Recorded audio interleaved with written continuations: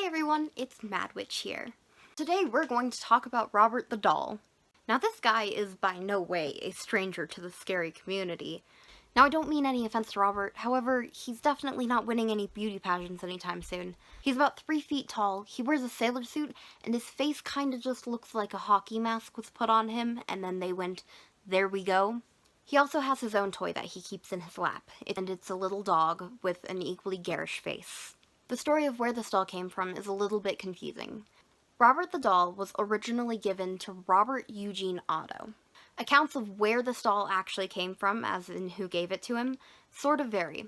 They say that there was a maid who was practicing dark magic and was therefore fired, and she took care of Robert, and when she was fired, she gave Robert the doll to him as a present. People speculate that this woman put a curse or attached an entity to this doll. Other reports say that Robert the Doll was given to Robert from his grandfather after going to a trip to Germany. When Robert Eugene Otto got this doll, he called it Robert. And Robert the person would treat Robert the doll exactly like another person.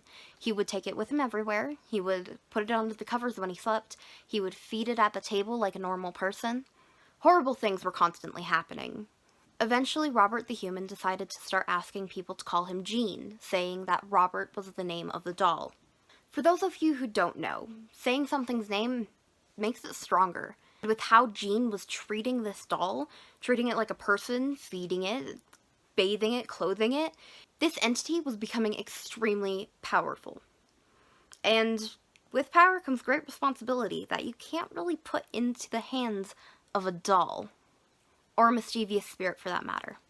Horrible things started happening. Vases broke, windows opened, doors locked, and every single time, Gene would tell everyone that it was Robert.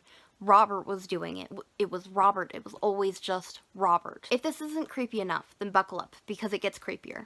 Gene's mother and father were both getting extremely worried about Gene's behavior, because he was talking to this doll, and he genuinely thought that this doll was talking back. So naturally they were worried because they were good parents. One day the mother overheard Gene talking to Robert. He would say something to Robert, and then Robert would say something back, and the mother always thought that it was just Gene speaking in a deeper voice to reply to himself. Until one day, she heard this happen, and she just had a moment where it dawned on her that voice was too low for her son to be making.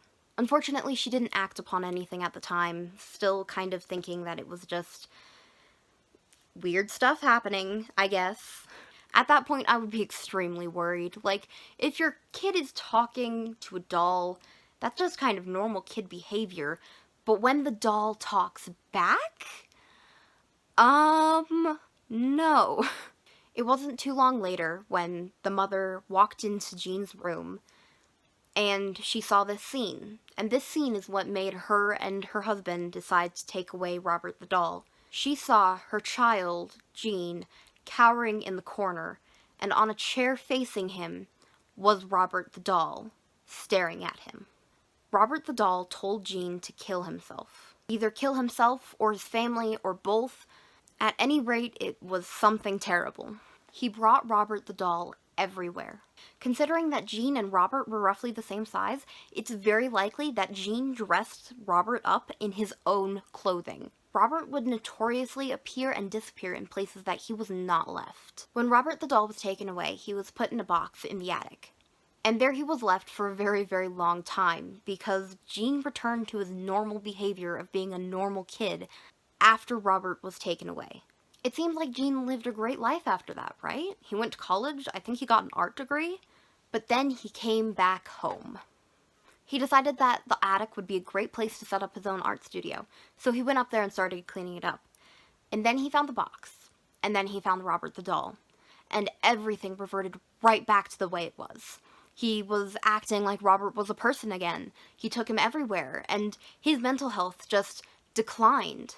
I forgot to mention, but while Gene was away, he also got married. And I personally would not be happy if my husband went back home and I moved with him and he found this doll and he started treating it like a person. Reportedly, they would even sleep with Robert the doll looking over them. Yeah, I wouldn't be happy with that. Anyway, his wife slowly went insane and died. That's pretty much the peak of her influence in this story. Big surprise, Gene was soon to follow. Shortly after his death, a woman named Myrtle Reuter bought the house and therefore became Robert's caretaker. The same sort of antics happened. You would hear footsteps, you would hear children's laughing. People would pretty much be cursed if you talked smack in his presence. Some people say that his expression would change if you badmouthed him. One of his favorite tricks to play would be locking doors and turning off and on lights. After 20 whole years of this antics, this woman finally donated him to a museum. This is pretty much the opposite of the end of Robert's story, because going into this museum, he became insanely popular. People pretty much flocked to this museum to get a good look at him. He's had movies, he's had books, he's had his aura photographed. Oh my gosh, you can buy replicas of Robert the doll? Who would want to do that? Photos of Robert are frequently taken, but evidently you have to ask him permission. There are millions of reports of people taking a photo with Robert if he didn't want it, and then much later, they would write to the museum apologizing to Robert. And evidently, Eugene fed him a lot of sweets, so people send him sweets because they think he likes it, and he probably does. The museum apparently gets at least 3 apology letters to Robert a single day. So apparently one of the worst things you can do is disrespect Robert. Employees of the museum are not allowed to lock up alone. There has to be at least 2 people, because Robert will lock doors, unlock doors, turn on lights, turn off lights, and then the employees get scolded for not doing their job correctly. Also, it's just freaky to lock up alone. Like, I don't blame them. I'm not sure if I'm remembering this right, but one time some tourists disrespected Robert, and then they got in a car accident as they were leaving a museum. Apparently, people are so scared of Robert the doll that they believe just looking at him will curse you. I don't quite believe that. I think you have to be disrespectful to him first. Actually, I'm looking at one of the pictures of him now, and he doesn't seem that bad. Like, obviously, his face is a little bit creepy, but I'm just looking at him, like, sitting in his chair with his legs crossed, and it's kind of cute. Like, I don't know. I don't know.